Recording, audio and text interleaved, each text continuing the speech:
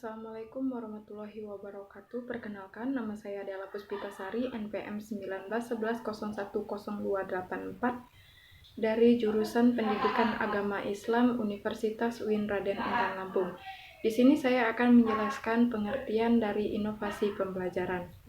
Salah satu yang dikemukakan oleh Osuf Sullivan pada tahun 2008 menjelaskan bahwa inovasi pembelajaran adalah sebagai proses untuk membuat perubahan pada sesuatu yang sudah ada dan mapan untuk menjadi sesuatu hal yang baru. Nah, hal tersebut dapat berupa ide atau gagasan, proses, maupun produk yang membawa perubahan. Perubahan yang terjadi dapat berlangsung bertahap atau radikal, dapat terjadi pada semua lini organisasi, misalnya pada lini organisasi manajemen, sektor, dan pada tingkat individu. Adapun menurut Purdy pada tahun 1968 menjelaskan bahwa inovasi itu adalah pendidikan sebagai pemilihan, pengelolaan dan penggunaan sumber daya dengan cara baru yang unik yang mampu menghasilkan pencapaian kinerja yang lebih baik berdasarkan standar tujuan dan sasaran yang ditetapkan.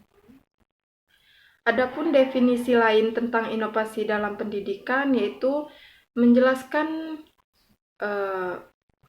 sebagai perubahan yang terencana pada tujuan pendidikan, program, kebijakan, atau metode untuk meningkatkan kinerja pendidikan.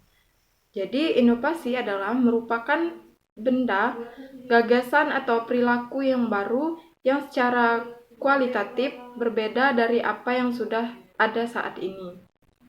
Nah, misalnya pada saat ini, pendidik yang membuat blog pribadi atau menugaskan murid mengunduh soal ulangan dari blog pendidik adalah bisa dikatakan sebagai inovasi bagi sekolah atau inovasi baru yang sebelumnya hanya mengandalkan pertemuan tatap muka. Nah, pada sisi lain, inovasi dipahami bukan saja pada penciptaan sesuatu yang baru, tetapi juga proses penyebar luasan pengetahuan yang sudah ada.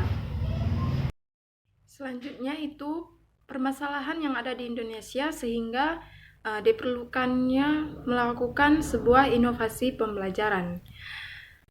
Ada beberapa permasalahan, diantaranya yang pertama itu kualitas lulusan pendidikan pada berbagai jenjang secara umum belum mencapai standar yang tinggi. Pada jenjang sekolah menengah, hal ini terlihat dengan penentuan standar lulus ujian nasional mata kuliah yang ditentukan 4 dari rentang nilai 1 sampai 10. Yang kedua itu yang juga menjadi keprihatinan kita adalah muncul dan berkembangnya kecenderungan kekerasan di sekolah oleh peserta didik, baik antar peserta didik dalam satu sekolah maupun dengan peserta didik sekolah lain. Padahal salah satu tujuan pendidikan yang hakiki adalah membangun manusia Indonesia yang memiliki sifat terpuji seperti sifat bertanggung jawab, jujur, mempunyai empati, dan sebagainya. Nah, yang menjadikannya mampu berperan secara positif dalam masyarakat. Yang ketiga itu ketersediaan sarana prasarana pembelajaran yang memadai dan merata untuk mewujudkan efektivitas pendidikan belum dapat direalisasikan. Nah, untuk sekolah perkotaan, sarana prasarana pendidikan yang tersedia pada umumnya cukup lengkap, berupa berbagai fasilitas untuk kegiatan peserta didik dan pembelajaran. Inovasi dalam pembelajaran dan pendidikan pada umumnya memerlukan dukungan sarana prasarana tertentu.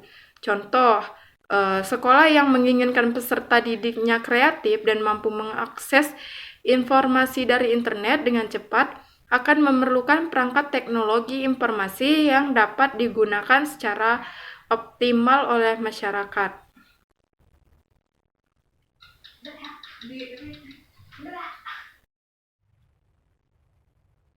Selanjutnya yaitu faktor-faktor pendorong pendidikan Indonesia perlu melakukan inovasi. Banyak faktor yang mendorong seseorang atau organisasi untuk berinovasi.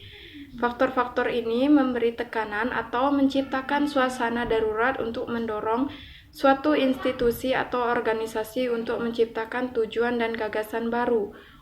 Di antaranya faktor pemicu terjadinya inovasi, di antaranya yaitu teknologi. Munculnya teknologi yang berkembang menjadi bagian integral kehidupan masyarakat.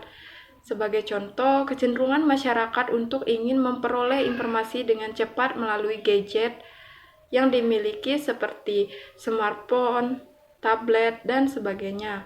Yang kedua itu perubahan yang terjadi pada lingkungan eksternal.